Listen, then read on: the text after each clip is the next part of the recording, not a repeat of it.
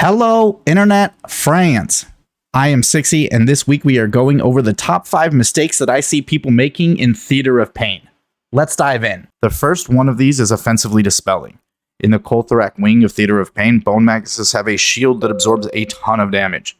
This shield can be offensively dispelled by many abilities and often isn't, and depending on the key level can add anywhere from 10 to 60 seconds to your dungeon time. This kind of depends on pulls and damage. In these packs with multiple Maguses, coordinate with other players that have an offensive dispel to remove these shields and not accidentally waste your dispel. Offensively dispelling is a tool that is extremely underutilized, and I believe the reason for this is that most players do not have a user interface that tells them there is something that can be offensively dispelled. For user interface improvements that will feed you this vital information, check out my video add-ons to help you time 15s. I will leave a link for it in the description. The number 2 mistake that I see most often is priority targeting. In top, many of the pulls have high priority targets that are often ignored for the sake of having more cleave targets. As the key level goes up, certain mobs not being killed before others often leads to deaths and wipes as healer and defensive cooldowns start to run out. One of the places I see this mistake most often made is in the Zav wing. Shambling Arbalest casts an ability called Jagged Quarrel, which is deadly and should be stunned as often as possible.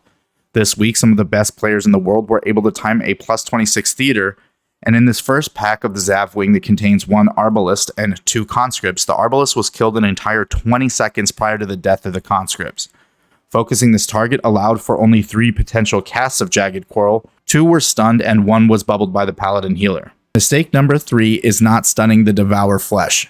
Devour Flesh is an ability that is cast by the Putrid Butcher in the Plague wing going up to the boss Gorechop. This ability heals the Butcher for 300% of the damage dealt to the tank.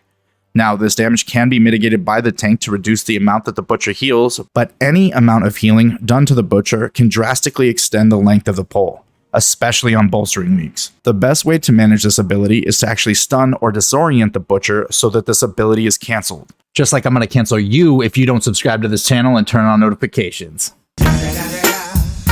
Stopping this ability from being cast will allow the Butcher to die roughly at the same time as the other mobs and bring the entire pull down to a manageable amount of time. As a DH tank, I have no abilities to stop Devour Flesh, and as the person that handles most of the mechanics in any given dungeon, I've seen this ability ignored many times. In some of the worst situations, not stunning this ability has added well over 2 minutes to the length of a single trash pull. The 4th mistake I see most often is not standing in grasping hands on Kul'tharok. Draw Soul is a deadly ability on the boss Kul'tharok that has a few second windup, and afterwards the player's soul is split from them. The soul will then run all over the room until the player runs on top of it. For every second the player does not have their soul, they receive massive ticking damage that is basically unhealable. The soul of the player can be captured by standing in these green circles called grasping hands. Draw Soul still deals a lot of damage, but because the soul is kept in place and is immediately picked up by the player, additional ticks of the damage do not go off. I'm not sure why, but for some reason a lot of players, instead of standing in the circle, stand directly behind the grasping hands. While the player can get lucky and their soul will run through the hands on the ground and become rooted, a large portion of the time the soul actually runs in the wrong direction and is not captured. This causes them to take huge ticking damage and usually they die. Let's go over how to handle this ability correctly. Draw Soul will only target DPS players unless 2 or more DPS die, at which point the healer may receive the cast, and if only the tank and 1 other player are alive, the tank may also receive Draw Soul. If you're a ranged player, there's no reason to delay jumping into the grasping hand circle. The circle will root you in place, but this is not a problem as it deals no damage. If you're a melee player, wait until the end of the cast and then jump into the hands. This will keep you safe while minimizing your downtime on the boss. It is important to note that it is better for you to stay alive than to min-max your damage on the boss. If you're not comfortable with waiting till the last second to jump into the grasping hands, don't. Just get in and you'll be alright. After you pick up your soul, you will get a buff that allows you to deal more damage, so staying alive is definitely biz. Phantasmal Parasite is an ability that falls under a category that I like to call a double dispel. One of the biggest mistakes I often see healers and DPS making is the handling of double dispel mechanics.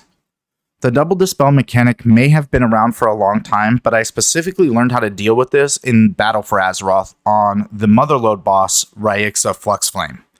Raixa placed a brutal magical debuff on 2 players that needed to be appropriately managed to be successful at higher keys. I bring up this old content to show people that this is a mechanic that Blizzard has used in the past, is currently using, and will likely use again in the future. Handling it correctly is integral to managing certain bosses at higher key levels, especially on Tyrannical Week. In Shadowlands, there are 3 distinct places where the double dispel mechanic comes up. The first, and least troublesome, is the first boss Kul'tharok Inspires. The dot from the debuff doesn't hurt too much, so most people don't even know there is a dispellable debuff on the first boss. The second is Devour, the last boss of Spires, and while it is a well-known mechanic, the importance placed on it is usually positioning. However, the actual damage, especially on Tyrannical Weeks, is something that healers actively need to manage. The third and toughest double dispel is in Theater of Pain on the boss Kul'tharok. Regardless of the week, this debuff is deadly if not handled correctly, especially in conjunction with Draw Soul.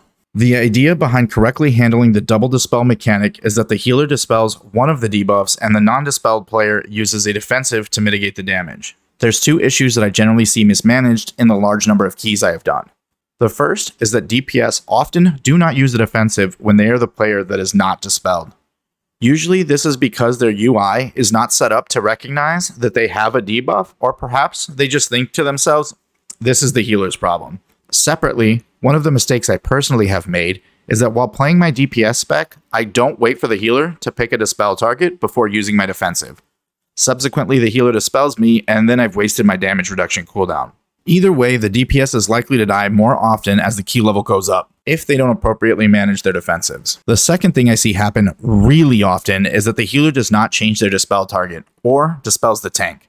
If the DPS were to use their defensive for one of the debuffs, and then they get the debuff again on the next round, and they don't get dispelled, they no longer have a defensive to help the healer get through the debuff. To reiterate this point in a different way, in general, the healer should never dispel the tank. There are a few caveats, but I'm not going over them. After that, the healer should spread the dispels out to different players if possible. For example, let's say a healer and DPS A get the first set of debuffs. The healer should dispel DPS A, because healers don't get the draw soul mechanic if 2 or 3 DPS are still alive. And then separately, the healer should use a defensive to manage their own debuff.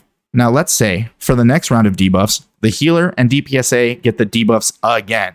This time the healer should dispel themselves and have DPS-A use a defensive, despite the draw soul. Having a defensive for this ability makes it substantially more manageable by reducing overall damage taken. You can apply this concept to any combination of players that isn't the tank, with the hope being that everyone gets a turn being dispelled.